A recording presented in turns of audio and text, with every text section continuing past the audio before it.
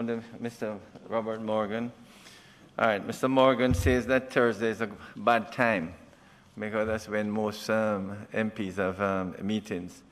So because of that, apart from today, our next two meetings will be the next 2 Tuesdays at 2 o'clock.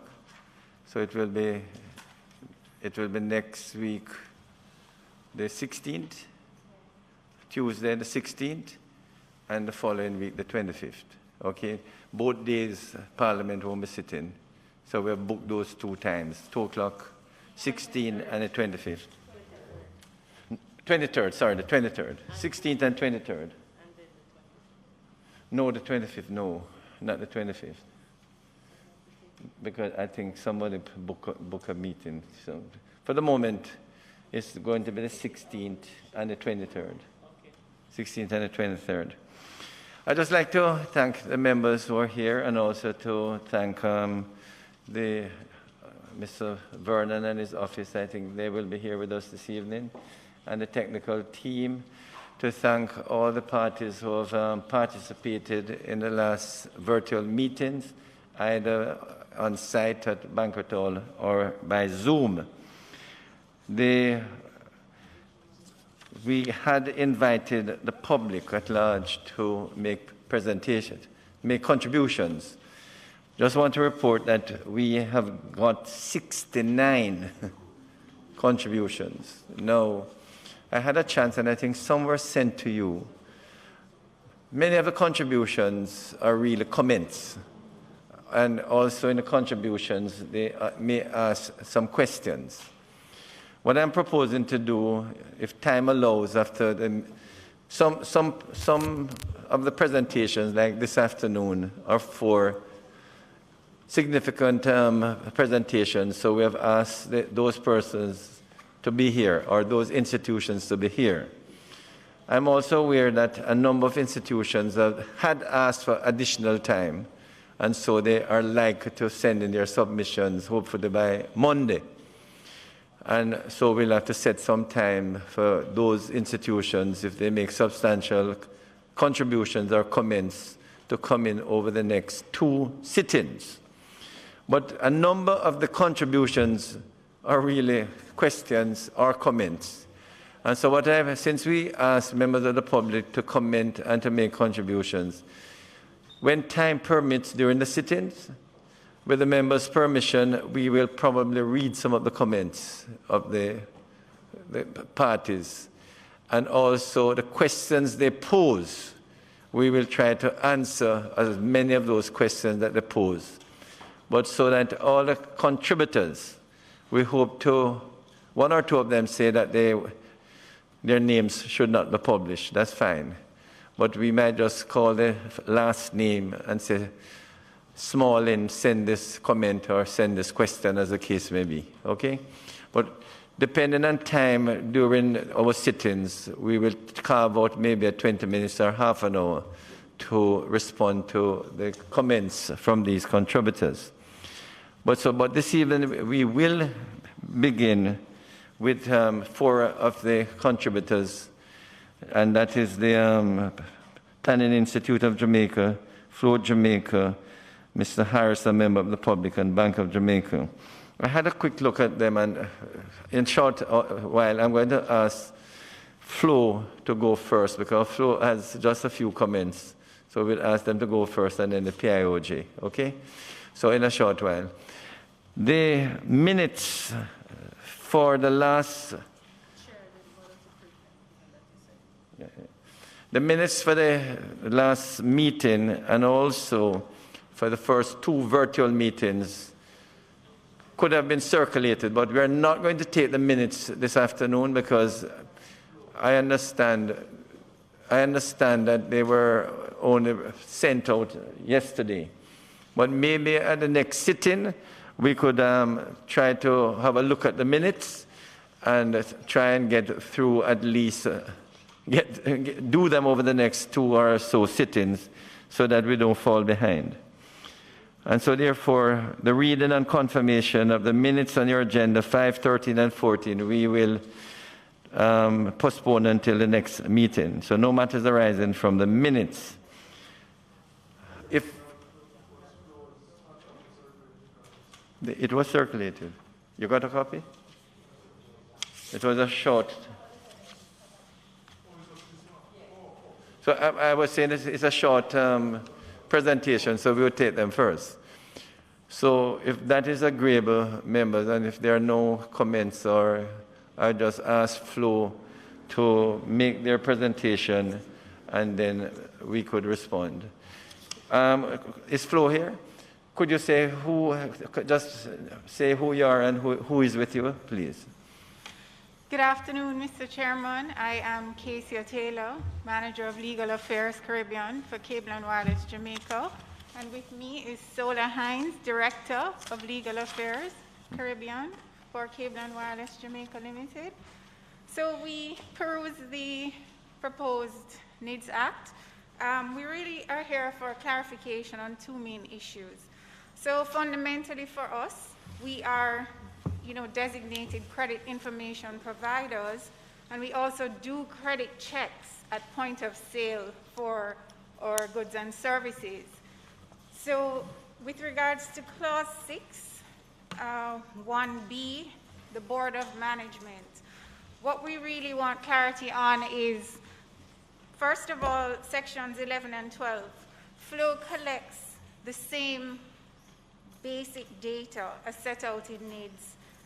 Full name, address, whether you're male or female, date of birth, principal place of residence. We collect biometric information, such as a manual signature, and the TRN, which is the primary source of authentication for us. We take IDs to validate, such as the birth certificate, the passport, the driver's license.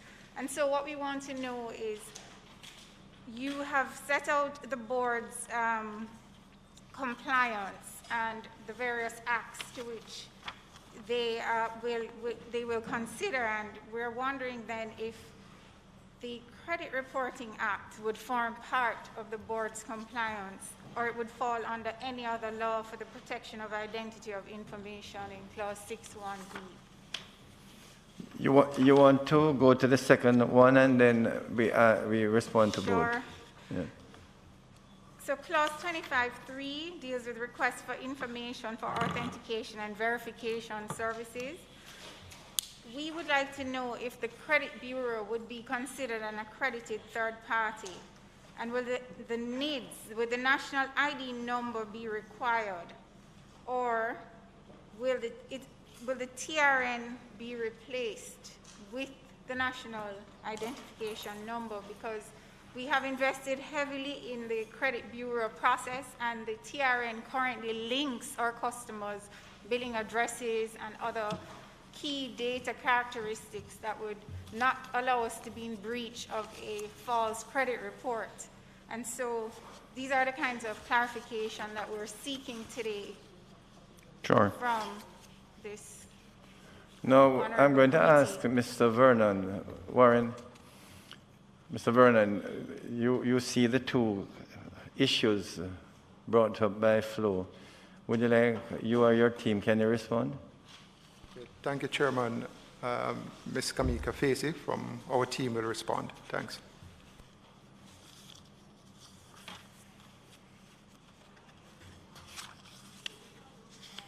We're not hearing you.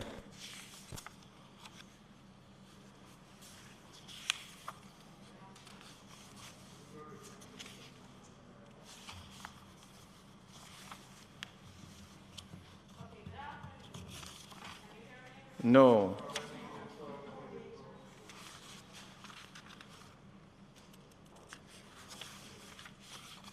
Okay, afternoon. So we looked at the two clauses that were referred to by Flo, and with regard to the insertion of the Credit Reporting Act, we don't believe that's necessary, because it's really the Credit Bureau that would be able to request the verification and authentication as an accredited third party. So there will be a regime for accredited third parties, and that is where you then would be able to, that is the process by which you'd be able to get that sort of thing.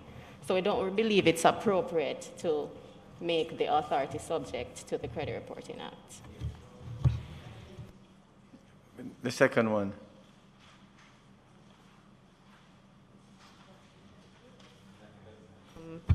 You had also indicated under request for information or for authentication and verification services, that's clause 25, that you believed the clause which states a person may apply to be an accredited third party for the purposes of this section in such form and manner as may be prescribed is vague as to the criteria required to be an accredited third party.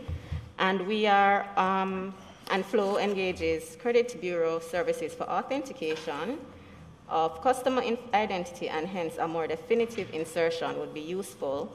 And we appreciate that. As it relates, though, to the criteria required to be an accredited third party, the clause that you quoted is actually enabling us to make regulations with regard to that criteria. Additionally, though, we believe perhaps some amendment can be made as to the role of the accredited third party vis-a-vis the bill as we go on. All right, so that is that. I don't know if that provides any clarification. I hope it does. Thank you. I mean, you're satisfied with that, Mr. Yes, thank you, Chairman. Minister Johnson-Smith, you? Thank you, Mr. Chairman. This is a follow-on effort at clarification.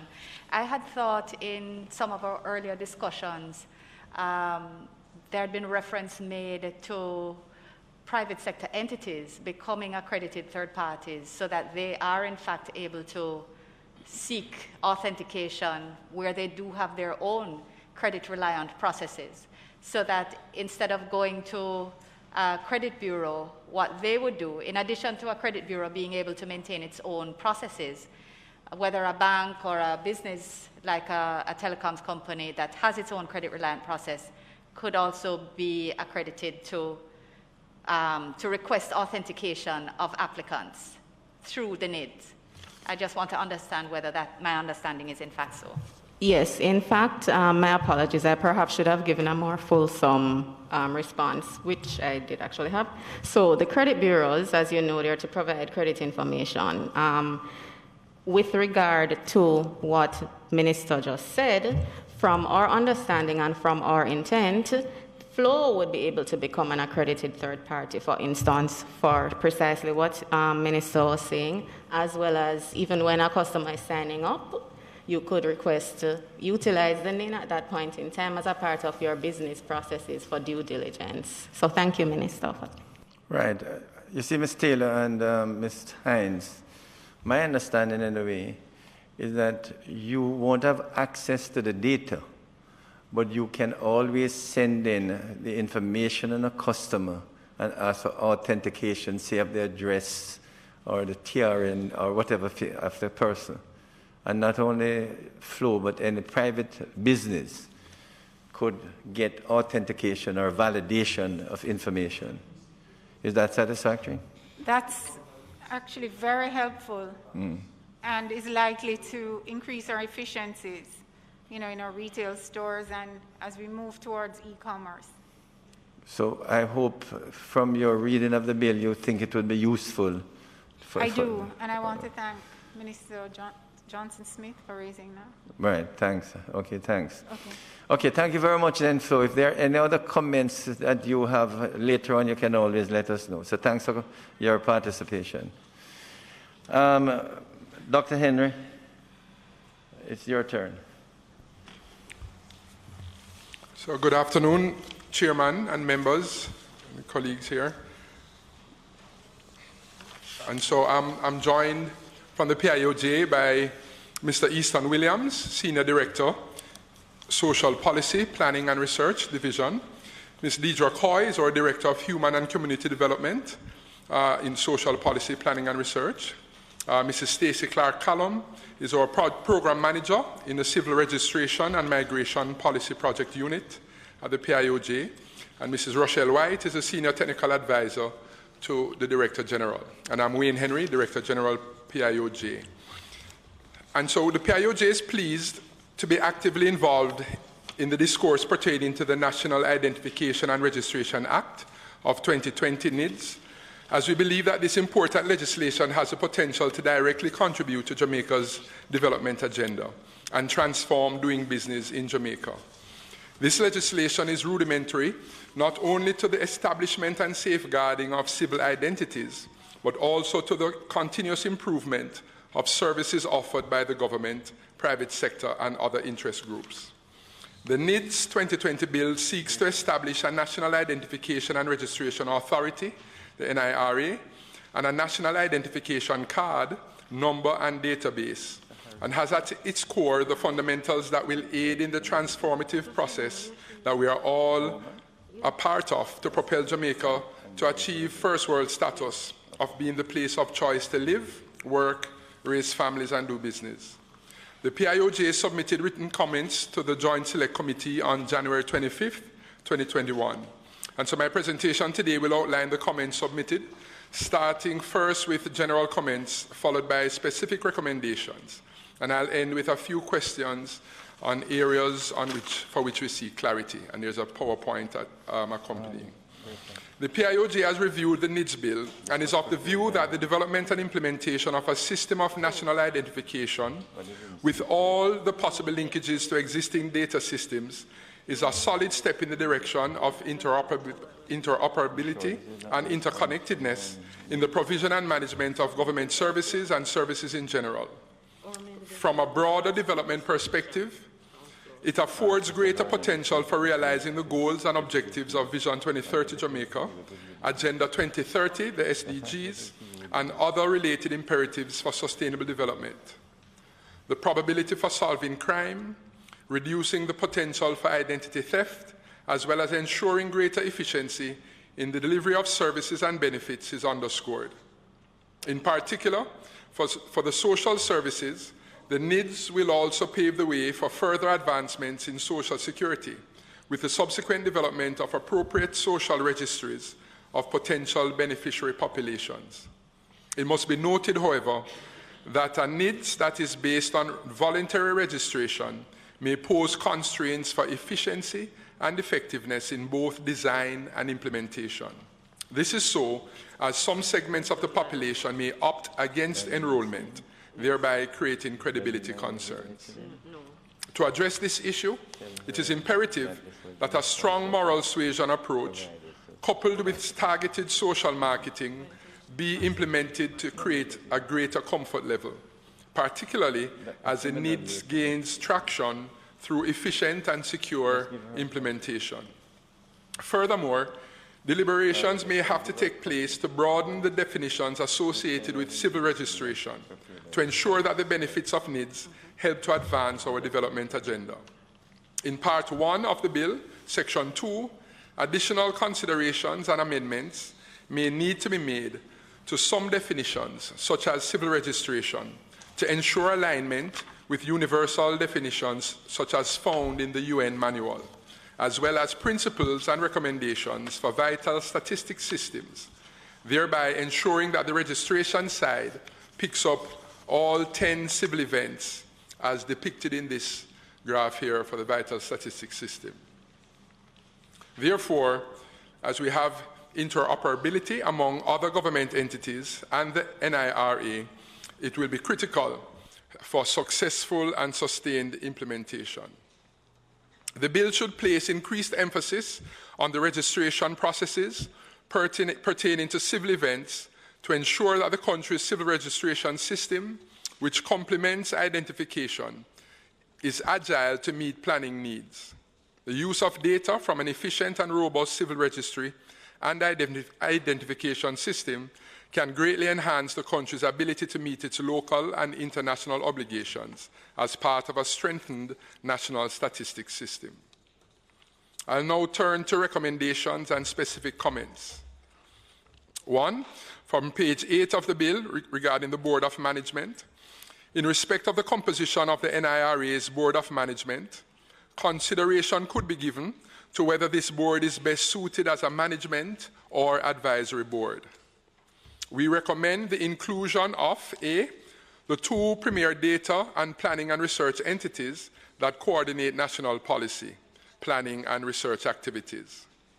The inclusion of both the PIOJ and the Statistical Institute of Jamaica, Statin, will add and create value in ensuring improved service delivery standards through aligned, integrated, and harmonized systems that are embedded in empirical data and cognizant of international best practices and conventions.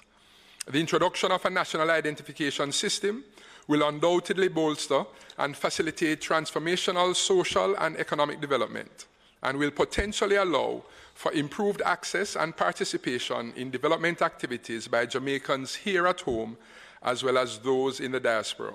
Therefore, the legislation should address and ensure that provisions are made for the efficient and effective use of data to inform national planning and development. We therefore recommend that a clause similar to that which was included in the 2019 draft be revisited to enable the generation of statistical information as may be required by the Statistical Institute Act and the Planning Institute of Jamaica Act. Both agencies have been integrally involved in this process as far back as the late 1990s and have worked with the civil registration entity, the RGD, to continuously improve and transform service delivery to meet its own mandate while simultaneously improving the country's ability to respond and report on critical development indicators. We also recommend the inclusion of B, representatives from the Office of the Director of Public Prosecution or the Attorney General's chambers.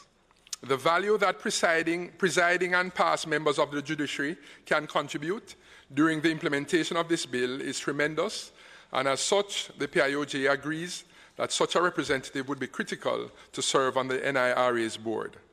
Perhaps consideration could also be given to a representative of the Attorney General's Department or the DPP's office to be included.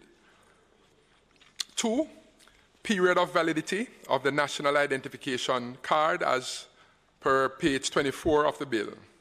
For consistency, it is recommended that the facial feature images be reduced from 15 years for the elderly to 10 years, in keeping with the established standard facial features used in passports and other government-issued documents. 3, cancellation of enrollment, as per page 20, section 14, subsection 5A1. Clarity is needed on what is meant by purged. What elements are disposed of and what are kept? Page 8, section 6, subsection 1A, 6 suggests that there are conditions under which all identity information will be disposed of. Is section 14, subsection 5A1, one of those conditions? Does all really mean all? The question remains, particularly in light of section 14, subsection 4A, which speaks of assignment of the National Identification Number, NIN, of a cancelled enrollment to the individual who wishes to be reinstated. Although it is evident that the NIN is forever once assigned, section 15, subsection 2C, it is not self-evident in all areas as above. Is it absolutely clear that the enrollment or biometric information is distinct from the National Identification Number? 4, enrollment as per page 15, section 10, subsection 4B. The Act should enable any family member, as well as a guardian, based on legal designation or definition of a guardian, to be able to enroll a mentally ill person instead of just the nearest relative. Many mentally ill persons are abandoned and may need a guardian to act on their behalf. A guardian also needs to be clearly defined to take consideration of caregivers who do not have legal custodial rights, bearing in mind historic and societal realities. Enrollment by a parent or guardian should also apply to persons with disabilities. This would cover a wide range of disabilities, including by accidents, strokes, and other disabilities such as blindness, deafness, etc., where the individuals may not be able to do their own enrollment. Consideration should be given for the expansion and refinement of this section to also include persons in facilities managed by the state, such as those resident in Golden Age homes. Also, what provisions are in place for persons who are illiterate?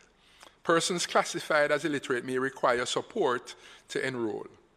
Processes should therefore be inclusive to make enrollment readily accessible for persons who may be challenged in one way or another. And finally, our submission contained the following questions. 1. Would the national identification number or card be accepted at Jamaica's border in lieu of a passport? For example, can a national identification card be used for emergency travel in cases where a passport may have been lost or stolen? 2, what will be the extent of interoperability with the existing systems in tax administration, national insurance scheme, and the PATH program? 3, if a person was diagnosed or misdiagnosed, for example, with a mental disorder at a much younger age, should this permanently affect employment in the entity? And to what levels of employment would this apply? And this is pertaining to the schedule on the NIRA, CEOs, and other employees, 5A. And 4, who is being referred to as a citizen, as mentioned in Section 4A? Is it according to the Constitution? What happens in the case of an individual with dual citizenship? It is suggested that citizens be clearly defined or referenced legally. And finally, on pages 18 to 19, for identification and verification purposes, will the system be in place to validate the links of birth, marriage, divorce, death, with regard to whatever events are relevant for an individual? And so this concludes our comments and queries. Thank you, Chairman and members. Thank you, Dr. Henry. Now, if members have any questions, we could take them now, but I'm going to ask the NEADS team to respond one by one to each of your the queries. Is that okay, members? All of these things were circulated to the NEADS team so that they must have some response. And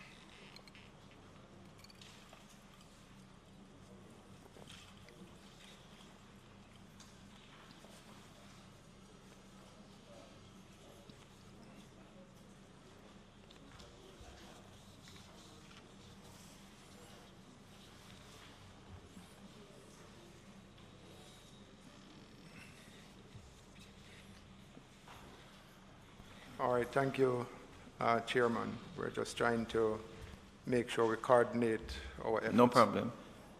Starting with the query on civil registration, we talked about the linkages between birth, marriage, divorce, etc. Put on your mic. Sorry? Chairman, may we have the questions back on the screen? Okay. Thank you. All right. Okay, it would be good if we have, well, I can't see so far, but, you know. But it's before you. You have it Yes, there. yes. But I was just referring to the question concerning the linkages between the birth, marriage, divorce, etc., all of those civil events. And I think what is fundamental is that we need to understand that there is a significant difference between identity and civil registration.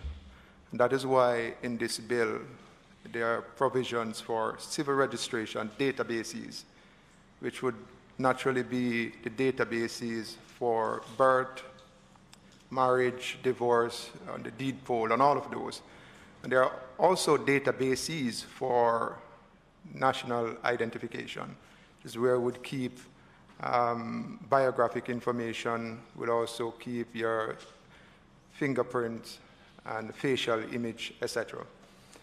And I'm saying this to sort of provide context for what I'm going to say.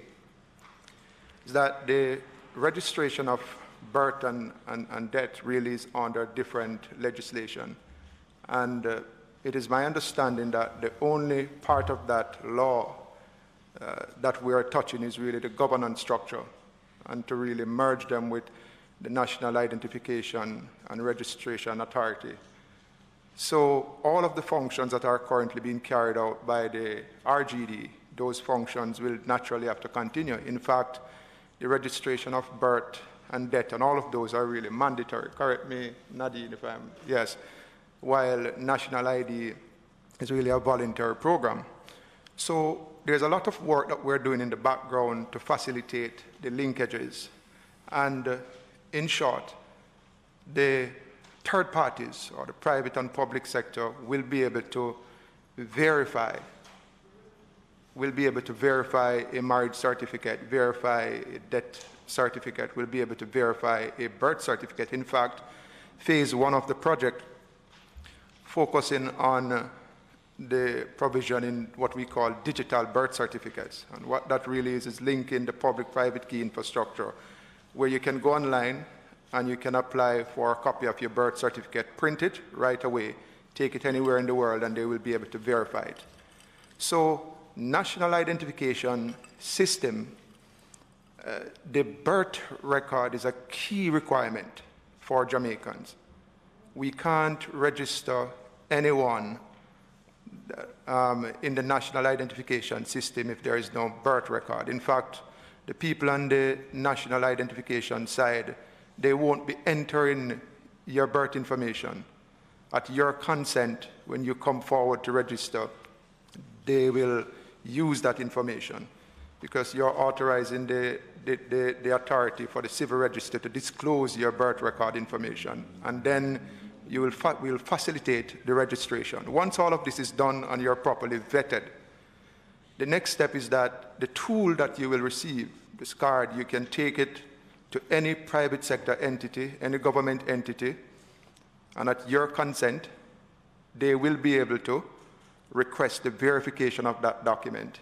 In fact, the way how we're designing the system is that you will be able to stay at home and use that same digital identity card to authenticate, meaning to sign into a private sector system and access services, and the same thing for government. But I'm saying all of this for us to understand how the linkages will work. The question concerning the use of the national identification card for travel purposes, the technical team on all of the persons across government working on this system, we would have reviewed over 160 different systems, and we realized that a key component is for a card of this nature to be in compliance with the International Civil Aviation Organization standards, and the same thing for your passport. So all of the basic information that would be required for travel would be incorporated into this card. However, there is no policy position internally to use that. And internationally, what you usually have is really partnerships between countries to facilitate the use of a national identification card for travel. And there are a couple of agreements like that in Europe, and there are a couple of agreements like that also in South America. So again, this will have to be a policy position in the future where government will decide whether or not they are going to have these partnerships and utilize it even within CARICOM and so on. But what we can say from the NEADS side is that this card is ready to be used for the majority of the use cases known to us. That is what I would say. So I'm going to turn over to my... No, but before you finish Yes. there, Mr. Vernon, I think one of the questions that PIOJ would really like to answer. Suppose a Jamaican comes back into the island and they have a valid NEADS card. Will they be allowed back into Jamaica with this valid NEADS card? So, in essence, what I'm saying is that they may well, their passport may well have expired and they're living and they're in the States. Chairman, that is a policy remit issue which is Yes. not covered currently. The law, as it stands now, requires a passport to transfer across the border. If and when the time comes when a NEADS can be substituted, so be it. But as of now, it is neither the policy of the government of Jamaica nor is it the law that the NEADS would be substituted as the travel document for entry into Jamaica. Absolutely. Okay, fine. Mr. Chairman, I thank you for that, Madam AG, because I think in one of the town hall sessions, there was, whether it was a misrepresentation of what you said, but it was reported, or it certainly conveyed the impression that the NEADS could replace a passport. I'm not saying you said it, but that's what was reported. And when I saw it, I wondered, because as the AG said, that would have to be a policy decision. But I think persons in the public domain interpreted it that way. So I think it's very important that that clarity be provided. I think the only way that comment could have made sense is to the extent that the card has all of the features that the passport would have in terms of identifying someone being machine readable. At an appropriate time, it could be used. But as of now, and certainly when the law shall have passed and come into effect, it is not the intention or the policy of the government of Jamaica to have it substituted. What I wanted the response to Dr. Henry was to say, at this time, it's not contemplated. Okay? Continue. So, Chairman, I think AG has said it well. I don't need to add anything else, just to say that the card has the capabilities, but policy will take care of that in the future. So I'll turn over to my colleagues, and they will continue to respond, and we will provide support.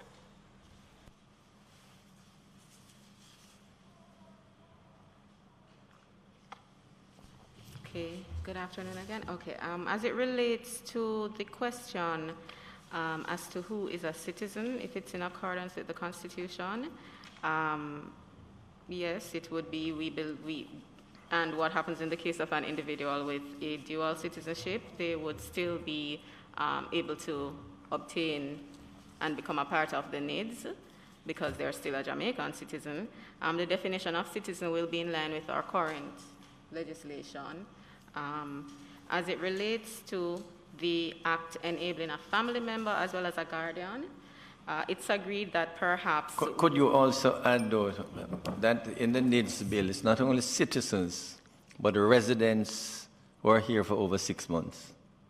I think the question may be a little more nuanced than that. In certain circumstances, some countries require a renunciation of one citizenship in order to acquire another, and we know that of the neighbor to the north.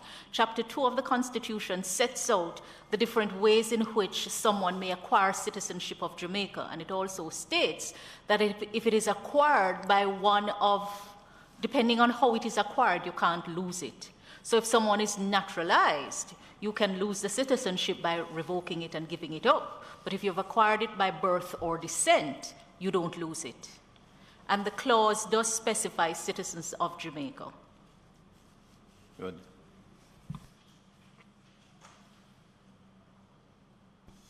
Thank you, AG. With regard to the enrollment, section 4B, that question, whether the act should enable a family member as well as a guardian to be able to enroll a mentally ill person, it actually does enable the guardian to do so currently in the bill. Perhaps is it that you are speaking about a situation where there is no one that the court has actually indicated to be okay? Well, in that instance, we do agree that perhaps the framework can be expanded similar to a next friend-in-law for these particular purposes, and for instances where there might be an elderly person who cannot do this for himself or herself, who can't apply, etc. We are looking at that particular framework as well, and we're putting that to the committee as an option. And in addition, of course, we'd have to make sure that there are the requisite enabling provisions within the principal legislation so that we can indicate all the intricacies and details as to how that would operate. Yes, okay. All right. As it relates to the board, I believe Ms. Wilkins would like to take that one. as it relates to enrollment, if a person was diagnosed or misdiagnosed, for example, with a mental disorder at a much younger age, should this permanently affect employment in the entity? To what levels of employment would this apply? And this is really a question, we believe, for the policymakers. In the bill, it doesn't affect general employment. It affects a particular level of the authority, I believe from the CEO level up.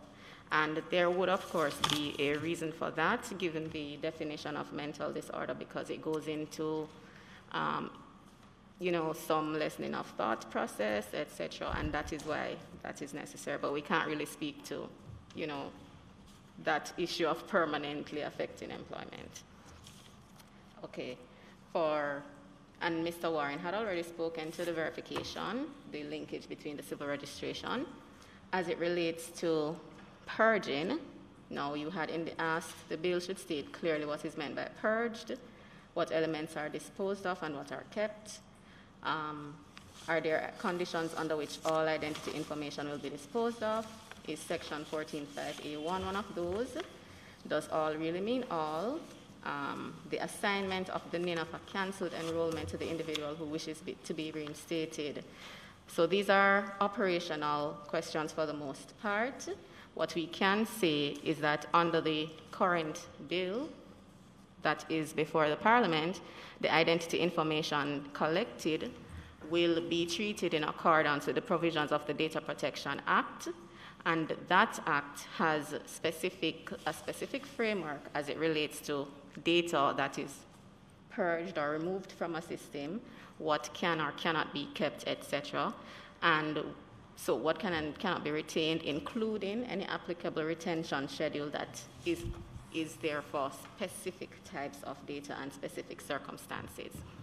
As it relates to whether or not the NIN is the same as identity information, we are saying that we believe it's adequately represented in the bill, that it is not the same as identity information.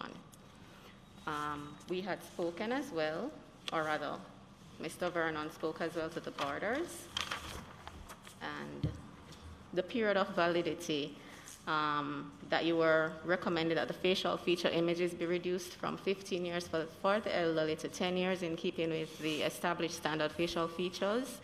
I believe we had looked at that and had decided that 15 years would be more appropriate for our purposes. That is a matter which need to look at again. Whether after age 60, I think you say it's 15 years. No, we say it's 15 years. I mean, PIOJ is saying, PIOJ is saying 10 years. I mean, up to age 60, to the best of my recollection, it is 10. Right, and after it's the 15. What PIOJ is saying is that the general trend is for 10 years. I don't see any reason why it can't be 10, But the question arises, how many people, because why I say this, you see, when you reach 70, all your facial features start to deteriorate faster than, than they improve. Everything starts to fall apart. So I'm just wondering, whether we should go back to the 10 years. Because, as you get older, the lines start to show up more faster than between up to age 60. So I think we should really look at it at age, to make it the 10 years as the PIOJ has suggested. Because it is a fact that as you get older, by the time you reach the 80s and 90s, wrinkles come up much faster than you want. So we should look at that again, Mr. Vernon. Yes, sir, we will do that. And finally, I think, well, guide me if it's not finally, will the executive status of the current RGD be repealed under this bill? If so, has this been stated? Yes, it will be repealed. That status will no longer apply to the RGD. The fourth schedule contains the consequential amendments, and if you will look at that schedule, there is an amendment to the Executive Agencies Act. Currently, it states it provides that the RGD is an executive agency, and that reference will be removed. Chairman, could I just ask a follow-up question on the answer related to the RGD? Is it envisioned that the new head of NERA would in effect be the head of would replace the Registrar General, or is it that the person who is the Registrar General would report to the new head of NERA?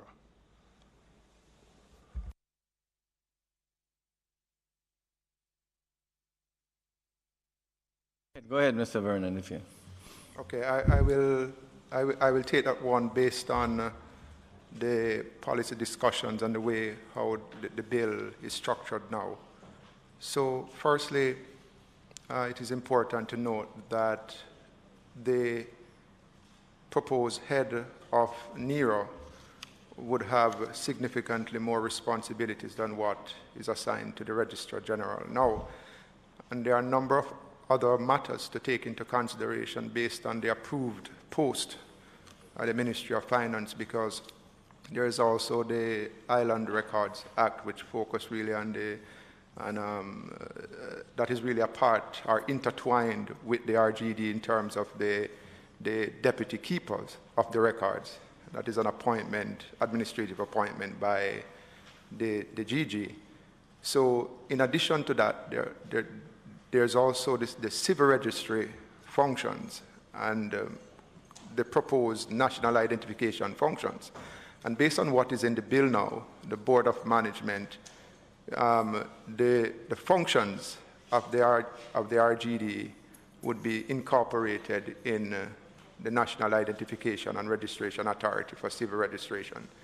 So the comment that I can make here is that the CEO for NERA would really, based on what is in the bill, would be responsible for national identification, civil registration, and what is being done under the Island Records Office, but that is an administrative appointment. And those are the comments that I can make based on what is in the bill. So, yes, sir. Go ahead. Go ahead, Mr. Robinson. You finished, Mr. Robinson? I was going to say he should join Minister Johnson Smith's ministry. I couldn't get I don't know if you are deliberately constrained in terms of what you can say, because I couldn't really understand the answer, or you can't give me an answer. You prefer, is that a policy decision that a policymaker needs to indicate? If so, I'll just leave it alone. So the bill actually provides at Part 2, Clause 5(2), which speaks to the establishment of the National Identification and Registration Authority, and that office will be known as the Office of the Registrar General, which, under the management and control of the authority, shall be responsible for carrying out the functions of the Registrar General under the Registration, Births and Deaths Act. So as provided for, the Office of the Registrar General under the NERA would take over the functions of the Office of Registrar General under the Registration, Births and Deaths Act, as provided for in Clause 5(2). So in a sense, it is preserved, as I understand it, within the NERA. No, but no, that's not the intention. If that is the intention, what is provided for here is not conveying that at all. Part 2 says that there is hereby established the National Identification and Registration Authority, which shall be a body corporate to which the provisions of Section 28 of the Interpretation Act shall apply. 2, there is hereby established within the authority an office to be known as the Office of the Registrar General, which, under the management and control of the authority, shall be responsible for carrying out the functions of Registrar General under different acts. So if that is the case, the intention is that there will be all of those functions of Registrar General would be subsumed and carried out by the Office of the Registrar General. That's what I'm saying. That is not the intention, then what is conveyed here is different.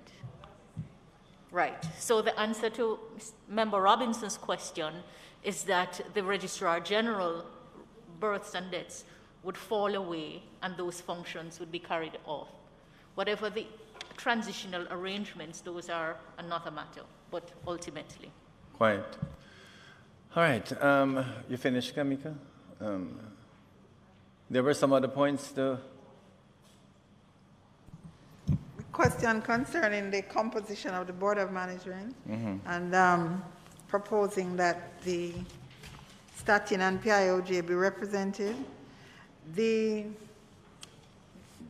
Those two agencies were in fact represented in the previous legislation, but there was consideration of the composition of the board, and it is a question of policy as to whether or not those two agencies should be a part of the board. I would leave that to the committee to consider, but there is no difficulty, save and except for, as you can see, it's a board already of extraordinary length. And may I say, Dr. Henry, if you notice in the Board of Management itself, some of the persons to be appointed are fairly wide. You know, so there's no, in other words, when you look at 7, 8, 9, 10, and 11, the possibility is that those persons could be appointed from Statin or from... So the point is taken, Chair, but the possibility also exists that they may not. So you wanted to tighten that gap, just to ensure some of the benefits of national development planning that can be derived from having established the needs and the ability to do data analysis, rich data, and can, you know, adhere to benefits both locally and internationally. Sure. We're saying to not leave it as open. Yes, I think that's a good recommendation, if I may put it, and we should, the committee should consider it. Mr. Chairman. Just permit me to just go back to the question that was raised by Member Robinson, again for the record. So if you look in the bill, which speaks to consequential amendment, it references the Registration, Births and Deaths Act, and it indicates that sections 4, 5, 6, 7, 8, and 9 of that act will be deleted. Section 4, page 67. Right. So section 4 deals with the Office of Registrar. That general, the appointment by the Governor General from 4 to 9. So that answers. Yes. Chairman? Sorry. I listened to the conversation about the size of the board and who should be on it. And this is a current and relevant conversation at the policy-making level. Boards should be responsible and have authority over the affairs as directed by management. What we have found is that we have advisory boards that, incidentally, in one instance that I'm very familiar with, that advisory board reports to the CEO, an anomaly that I've never heard of in any management course I've taken, and that's a long time I've been taking management courses. I've gone through a few. So that is ridiculous. I'm saying that clearly. I've seen it, and it doesn't make sense. I also see a number of boards with a plethora of representations from different areas. That's not the role of a board. The board should be made up of people with requisite skills and experience to make sure that the business of the enterprise for which they are members, board members of, is carried out well by management. And if the board and/or management should require specific and particular expertise advice, whether that's in economics or law or whatever else, it might be engineering, then they secure that advice. But you don't have everybody sitting on a board. First of all, A board that, in my view, is more than 9 or 11 big is unwieldy. It's many people then sit on the board, and 2 or 3 people still make the decisions of the board, and the rest turn up and may have lunch. I'm being a little bit stark, Mr. President, Mr. Chairman, but it's the truth. It's my experience over a long time.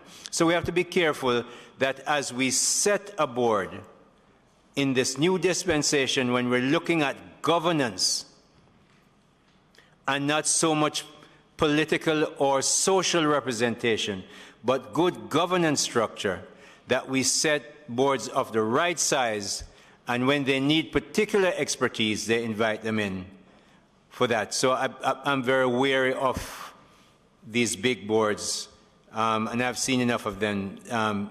It's because we're going through the process now of approving boards for various entities. Thank you, Mr. Chairman. Dr. Henry would like to respond. So thank you for that, and I agree broadly with member. Mr. Chairman, before Dr. Henry responds, because I have a comment on the same issue, a question on the same issue.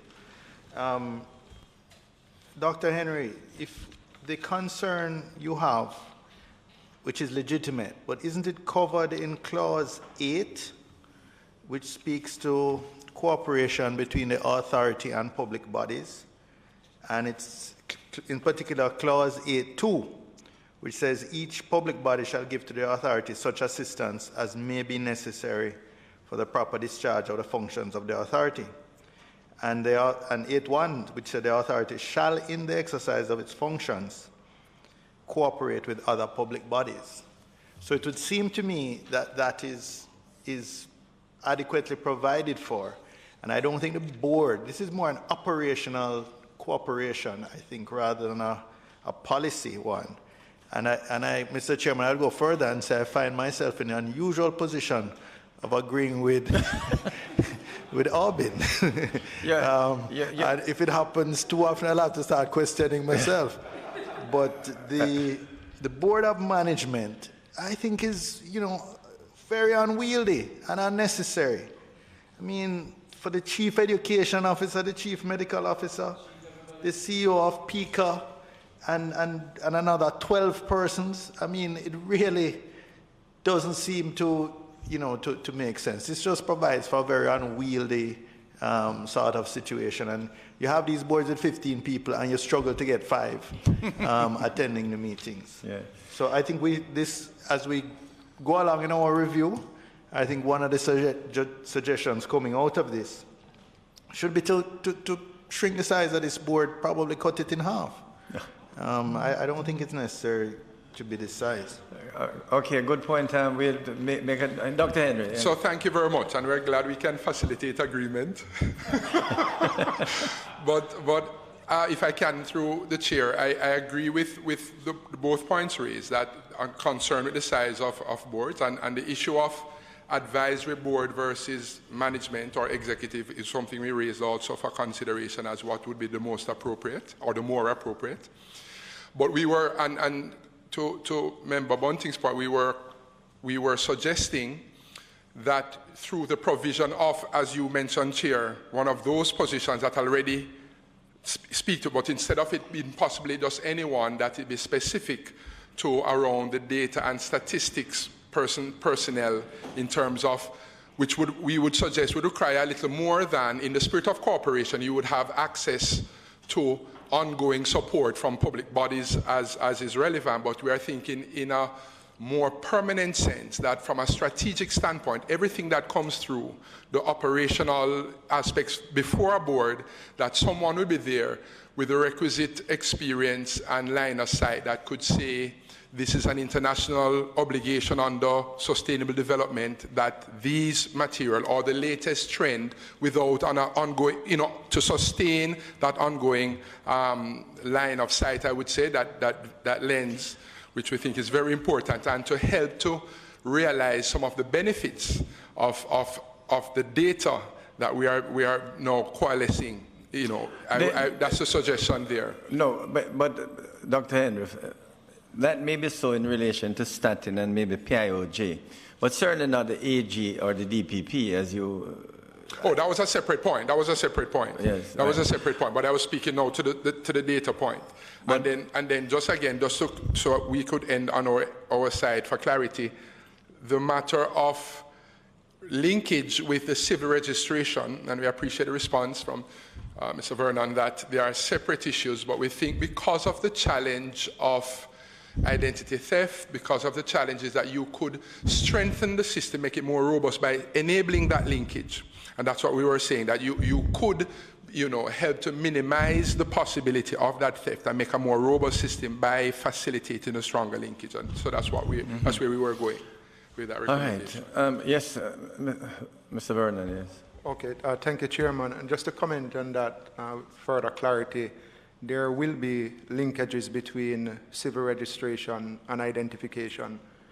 The challenge, however, we have to always bear in mind that based on the Supreme Court's ruling, the NEADS is really a voluntary system, and we can't just link identity automatically with civil registry.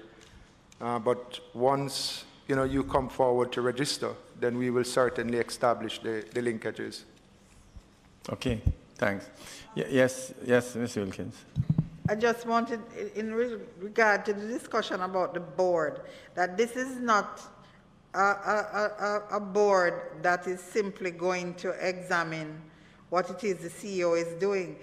Clause 6 gives the board certain functions, and it was having regard to those functions and the skill sets that ought to be assembled to properly carry out those functions, which is to develop the policies and procedures for how it is that the authority is to carry out its work. That is what informed the composition of the board. And as we went along, it became difficult to determine just what skill set to leave out, but just for clarity. Fine. So, to make sure I understand you, are you saying that the board, beyond overseeing the general administration of the authority, they shall develop the policies as opposed to they shall approve the policies, which would be the normal this is what I'm telling you. This is different. Of operation, that the CEO should draft policies, bring it to the board, who would then approve the policies. That's not what we have, no. The board is going to develop them. Hence the skill set that was assembled together in the composition. Well, I think that's a mistake. I think that's a mistake, unless these are going to be executive directors. Mr. Chairman, there is one consideration that Member Bunting and I would not normally have met in our other operation as business people, whereby the board of directors actually do represent the shareholders legally, and many oftentimes they are the shareholders, the board members.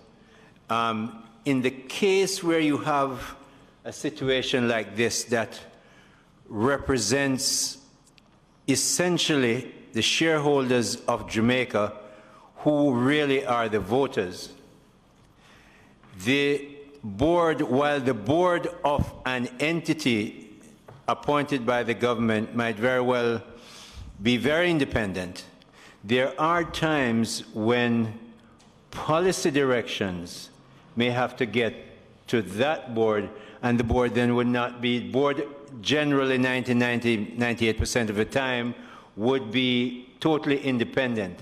But there's a time like a pandemic when the government may have to step into an appointed chair and say, look, we would like you to consider this direction even if it's not a directive. So in that respect, it might be that the board may have to set policy, but you need to understand that that is a significant variation from good governance policy, and it has to be justified, in my view, Mr. Chairman, in the bill. Must be clearly But done, that sir. is addressed in Clause 7, Mr. Hill, which deals with ministerial directions. That's a separate issue where it says the minister may, after consultation with chairperson, give to the board such directions of a general character as to the policy to be followed by the board and by the authority in the performance of their functions. So it provides. I wasn't addressing that. I was specifically for the minister. addressing her response. Oh, I was response addressing to me. her response, not you. Her response. EG, you wanted to comment? Well, Chairman, as I understand it, that the model of this authority,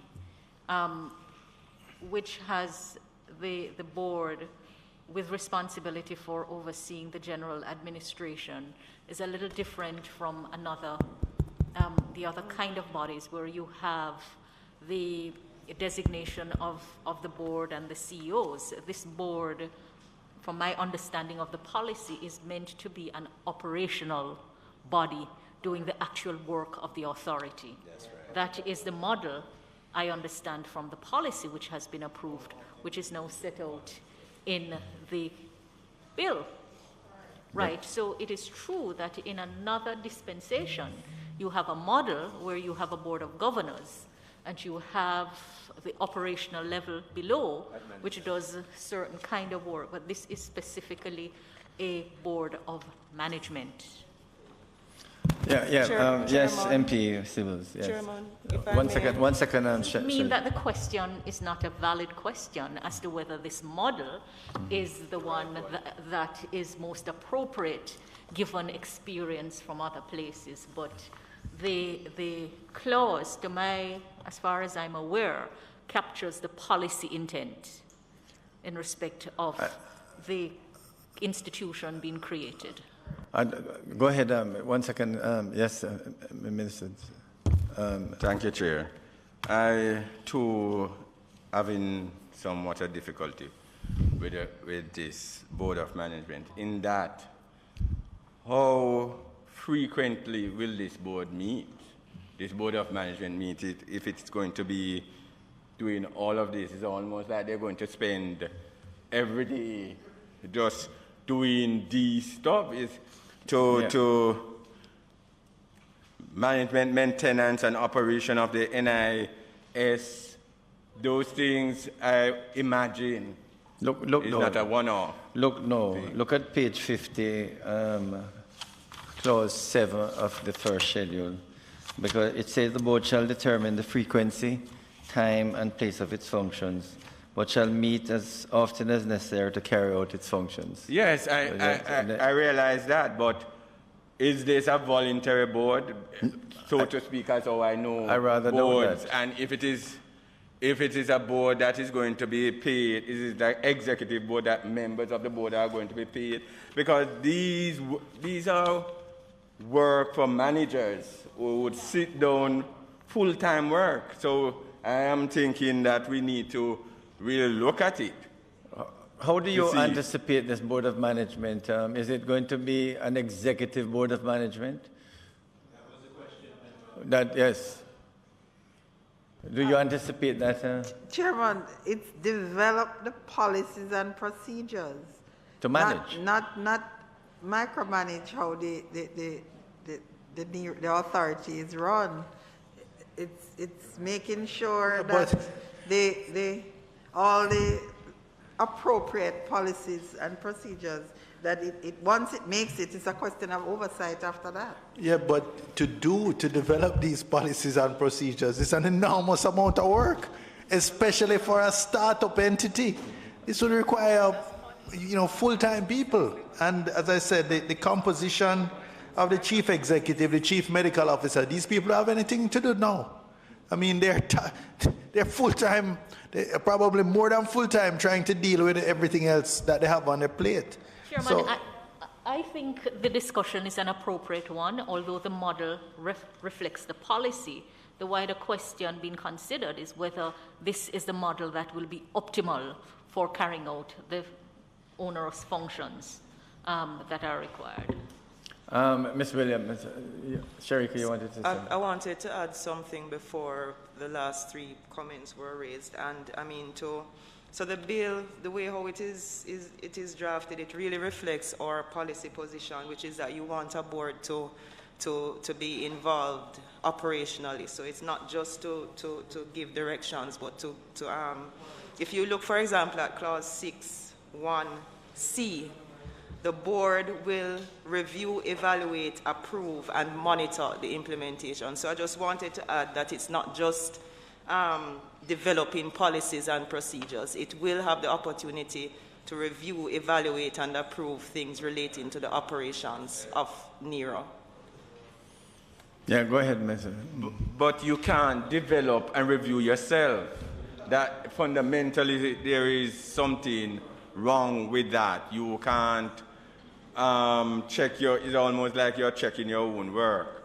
You develop it and then you review it and say, the review is in respect of what they would have gotten from the CEO, chairman.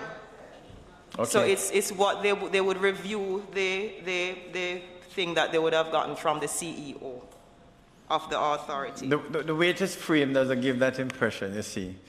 The way it is framed in the schedule, it needs some tightening up, you see, because the impression is being given that the Board of Management is really micromanaging. Senator Scott. I was about to make the comment that one thing is clear, is that we have to review the structure and the purview of this board.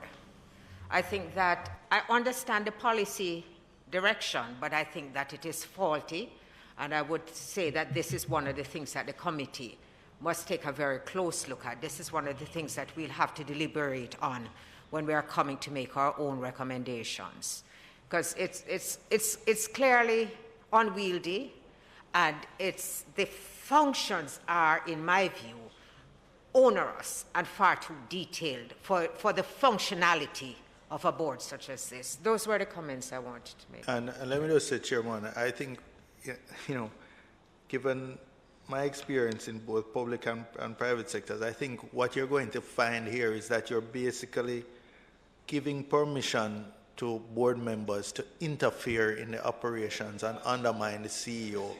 And we have seen the risks of that. And I think it must be very clear, a clear separation between the governance responsibilities of the board to ensure that these things happen and ultimately to approve them when they're brought to the board.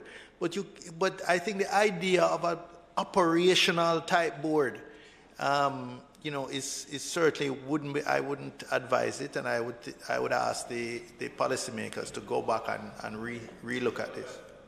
Look at clause 6 and the first schedule. Chairman, just quickly, yeah. just to add that, really and truly, where the board has executive power, and I'm the CEO, and something happens in that organization, I'd like to see you hold me accountable, because I'm going to tell you straight to your face, that was your decision, not mine, so you can't hold me accountable.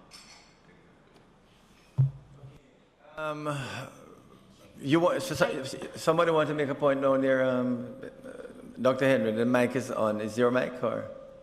Turn off the mic then. Okay, sorry. Go ahead. Chairman, I think from the discussion, the consideration will have to be on the type of structure that would best enable the authority to discharge the functions. Bear in mind that this is also a new structure, so that what is envisaged is not going to be captured by anything in the past, but the point about the governance and the operational side are points that are well made and ought to be considered. And Chairman, I'd indicated to you that I understand, AG. Okay, but this is a matter we will have to come back and look at carefully, because the way it is framed, it's almost an executive board of management, which is, I'm not too sure that's the policy. That is the intention. That is the clear policy intent. But the question is arising as to whether that should be the structure. Okay. And I think that is where the space for discussion takes place. Sure. Yes, Yes, Chairman. So my takeaway for the team is that there's a need to tighten the separation of roles. and the functions, and we are noting that. So the point, though, Mr. Vernon, you can see the concerns, so the team can start to think, okay, the concerns that initially raised at this meeting when we're looking at it.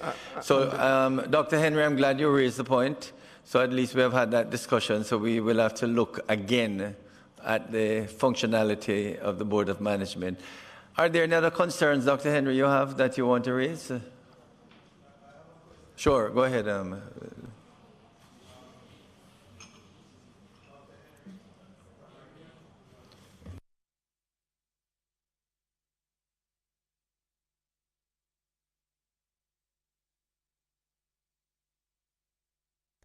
Testing. Mine is down. Check again.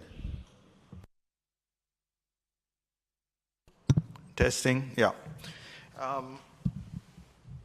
Dr. Henry, on page 3 or slide 3 on the development implications, you spoke to an effective NEADS will positively impact imperatives for sustainable development.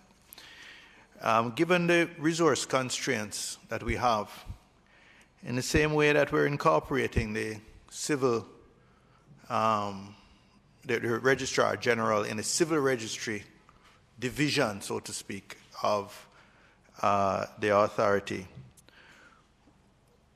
what would prevent us from incorporating either the passport office, the EOJ, some agency that currently provides an ID with the, with all the security features that NEADS would have, but the taxpayer is already paying for the maintenance and renewal and that administrative structure? What would be the disadvantage of making, for example, the passport office play the role of the National Identification Division? All right, so thank you through Madam Chair.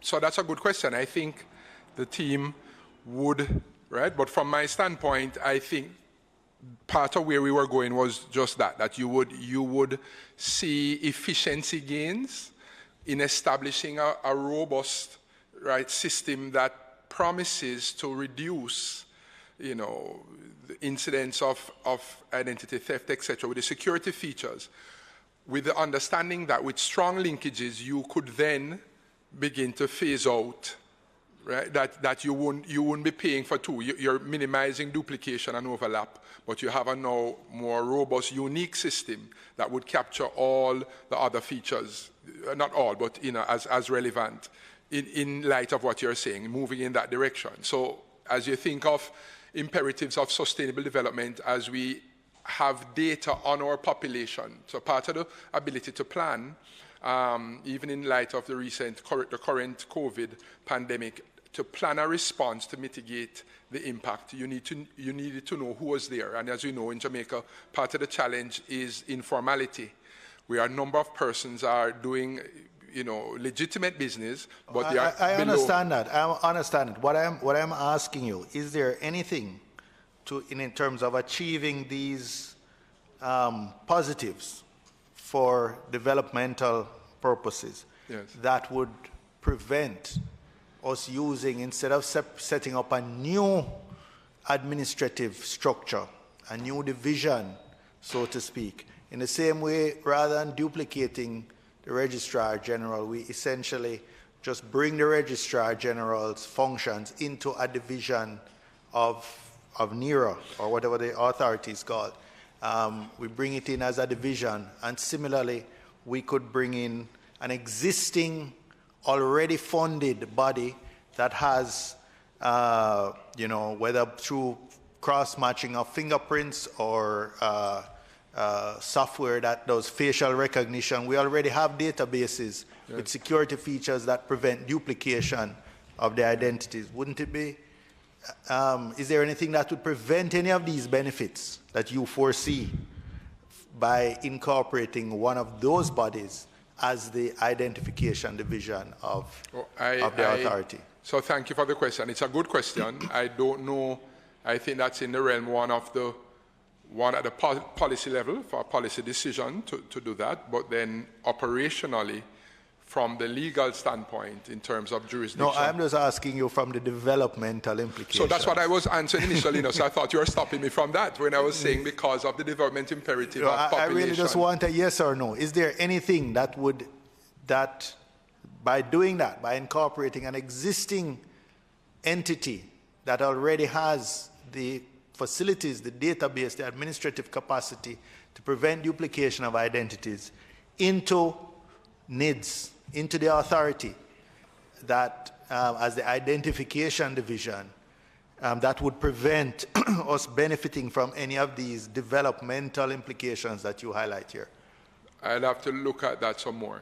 So it's a good question, but I'll have to examine it some more. Okay. So it's not as simple as a yes or no, but I'll have to, but it's a good question. I would appreciate if you have a look at it and get back to the committee. Okay. Thank you. Thank you, Dr. Henry. Thank you, Member Bunting. Thank you, Dr. Henry and the PIOJ for your presentation. Some of the points we will have a look at again. Ms. Harrison, you're here? Yes. This is Ms. Harrison, who was presented and asked a number of questions. Would you like Ms. Harrison to maybe you could go through a short paper, so you could read, and then we'll try to respond to each one as you go along. So you could proceed. Okay.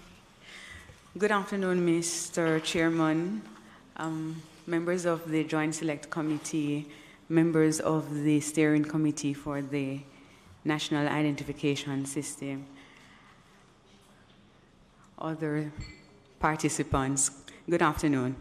So I'm a citizen of Jamaica, and having perused the bill, thought it necessary. So I actually sent in my submission 11:54 p.m. on the night that our original date for submission. So I did not expect this at all, but nonetheless, I thank you for affording me the opportunity to come and share same. So, dear Minister Chuck, please find below some questions that have surfaced in my mind having perused the National Identification System Act, currently under review by the said committee commissioned by Parliament, for which you serve as chairperson. While a single national identification card may be deemed useful, the question of the data required by this proposed act to formulate same remains part of my challenge, in addition to the guarantee proffered, read the safeguarding of my most intimate details when collected. I also struggle and at times find offensive the continuous use of language that the NEADS will give me an identity. The natural creative order, as ordained by God, ensured that this is so, that all men were uniquely created, even those born twins.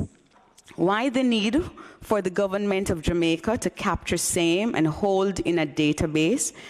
It cannot provide 100% safekeeping of, remains an area of concern for me. It begs the question, why, to what end, for what purpose does the government of Jamaica truly want this data? Could you hold a second? I think you have raised some very key points so far, and maybe it makes sense for us to respond to them one at a time. So, Mr. Vernon, your team, would you like to respond to any of those for the moment? You want them to go through, you want her to go through everything? And then you go through one by one? Huh? Okay, go ahead then. Okay. So some specific questions for which I sought clarity. One, if the NEADS is truly voluntary, as it is being currently marketed, why does Section 3B not read to provide for the voluntary enrollment of citizens of and individuals who are ordinarily resident in Jamaica and in the national identification databases? The term voluntary, and I stand corrected, is almost non-existent in the Act, save for Section 10, 2A. 2, in Section 4B, is this suggesting that the authority can outsource, subcontract the data gathering processes for these databases? Should the answer be yes, how can the GOJ continue to assure the people of this beloved country that all will be done to safeguard the privacy of their data acquired, especially the biometric details? In Section 5, 9, to whom is this referring? A citizen who refuses enrollment or an employee at the authority?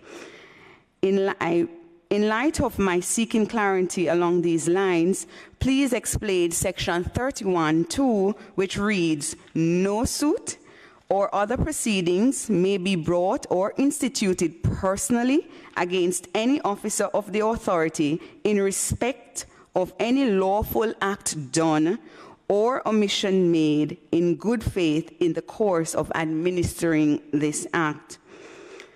4, Section 6, 1F, and this was addressed not too long ago, give directions to the chief executive officer in respect of the management of the authority.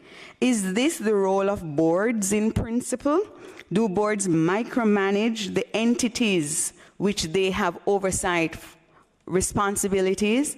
In light of what is written, is this why the chairperson is appointed by the Prime Minister and not elected by fellow board members at their first convened meeting?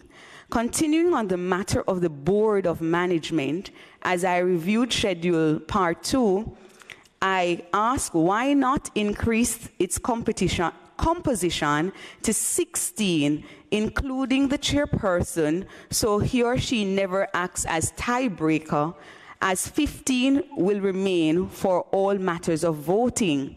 Further, as it relates to balance of power, and if this system is not truly being crafted as a tool of the government of Jamaica, regardless of the ruling political party, why is there not more bipartisan representation reflected in the composition of the board? In groups such as Civil Jamaica, in particular the church, is not definitively listed among the representatives. Also, currently, information falls under the Ministry of Education, and a representative from that ministry is not named. We have various stakeholder groups such as the PSOJ, Jamaica Coalition for a Healthy Society, Jamaica Cause, and or various unions for whom little or no opportunities provided re-representation. Another area of concern as it relates to oversight and transparency, why doesn't the National Inspectorate report directly to Parliament and not via the Minister, as in the case of the Auditor General? 5, as it relates to Schedule Part 3, Section 2, if the expenses of the authority, including the remuneration of its employees, shall be paid out of the funds of the authority, I logically deduce that this promotional exercise of a free NEADS card has an expiry date. What is the timeline for same? This will therefore, in the foreseeable future, translate to become another stream of income for the GOJ, in keeping with existing functions of the Registrar General Department. Interestingly, though, we do not currently pay to obtain a taxpayer's registration number. And then I had some general questions. Please forgive because there is some duplication in reviewing, but I thought it important to make the submission, so I had not the time to eliminate some.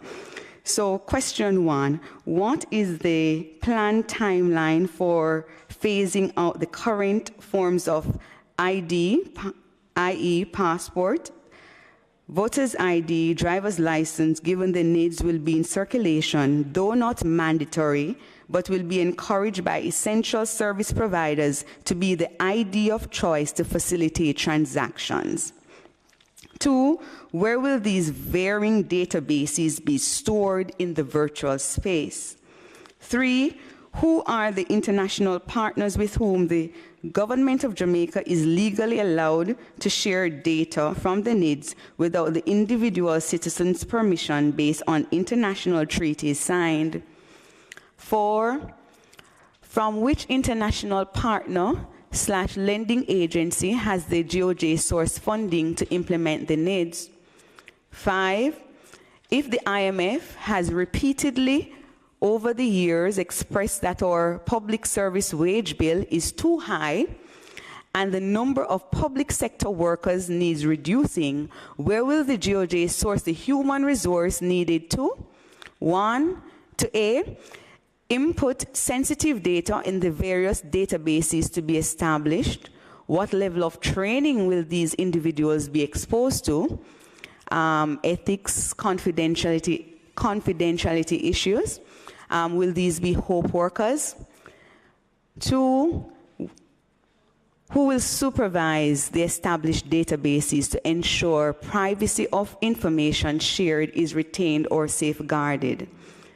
6, will the government of Jamaica be redeploying existing public servants to work in said areas? And I think I had the answer for that later on, having completed the reading. 7, why isn't the NERA being formulated to operate as an executive agency of government? And this act mandates it to answer directly to the PAC of Parliament. 8, why can't our existing TRN transition to be our NIN? Why the insistence of a new number? 9, at some point, humans interface with the data being inputted in the systems or databases. Further, it is humans who write the algorithms that instruct the software. Question: if duplication, manipulation of existing GOJ-issued documents remains a perennial challenge, and it is from said pool of individuals you will be drafting to resource this new oversight agency, how will the operations of the NEADS be any different? And more importantly, how will the GOJ ensure protection of these highly sensitive data if countries more advanced technologically and more wealthy than us have not been able to efficiently safeguard their citizens' information / privacy? Should we really be embarking on this massive initiative when, as a country, our corruption index remains so high, even though we've moved 1 point, I do acknowledge. Closing. These are my few observations, questions, concerns, for now, as a citizen of this country who desires to see our original mandate as country fulfilled so that Jamaica may, under God, increase in beauty, fellowship, and prosperity, and play her part in advancing the welfare of the whole human race. I thank you in advance. Thank you very much, Ms. Arsa. I must say that, you clearly have gone through the bill extensively, and I want to congratulate you for doing so. And when I read them, I realized that they each need to be addressed by the NEADS team. So I'd ask the NEADS team to have a look at it and to respond as best as they can to these concerns that you have raised. So, Mr. Vernon? Yeah, I'll just start off. Okay, thank you, Chairman. So, thank you very much for your questions. In fact, those questions covered almost everything that we discussed to date on the NEADS program. But I would want to start, if you permit me, with a point about should we engage in a system of this nature when we have such high corruption. And very instructive. And my answer would be, based on data, is that yes, now is the time. Because when you look at a number of countries that would have implemented system of this nature, you find that corruption is at the lowest. And when we talk about Finland, Estonia, Singapore, a number of countries, they are leading. And why are they leading? They are leading because they are using the national identification system to ensure that there's transparency. Believe it or not, everything that you are doing, everything that we engage in every day, identity is the center of everything. And once persons are able to use fake identification, then you will have major challenges. And as a believer, like yourself, if I may, Chairman, when you look at the Bible, in fact, the book of Numbers, way back, God actually ordained the use of numbers for governance. In fact, everything that we are doing every day, if you go to a fast food store, they give you a number. Your motor vehicle, there's a number on it. You really can't govern without numbers. So it is very important. When you look across government too, we talk about corruption every day, but a very important tool for public servant to be able to function is really not there, and this is something that we are trying to do for over 40-odd years. It's very important for us to fix the identity issues, not only within government, but also in the private sector, to ensure that whosoever is behind the process, is in fact who they say they are. So when you look at a number of services and you talk about corruption in government, the reason why we're able to have that is because somebody is able to squeeze somebody a thing to do something for them or to carry out a process for them. When you digitize most of these processes, you really can't influence the computer system to do these things. So it is important to note that. So in making the case for NEADS, it's important to note that the national identification system will bring forward for the first time transparency in the use of identity information. It will also facilitate the protection of identity. There are a number of agencies that would have presented at our town hall meetings, and they would have indicated the number of fraud cases. Fraud cases is a huge thing in our country. It may not affect us. Not only that, there are a lot of persons in Jamaica without identification. CAPRI did a recent report, and that report, even not absolute, reported over 200 persons in Jamaica without national identification. I know what it feels like for a number of poor persons in Jamaica who can't access services, who can't access the PATH program, who can't access the formal financial system. It is not a good feeling. It is a hard feeling. A lot of us, we are able to access those services, and it is okay for us because we don't know what it is like. But this program is fighting for the poor, is really fighting for the people, and that's why we are so passionate about it, because we believe it is going to help the people without access to gain access.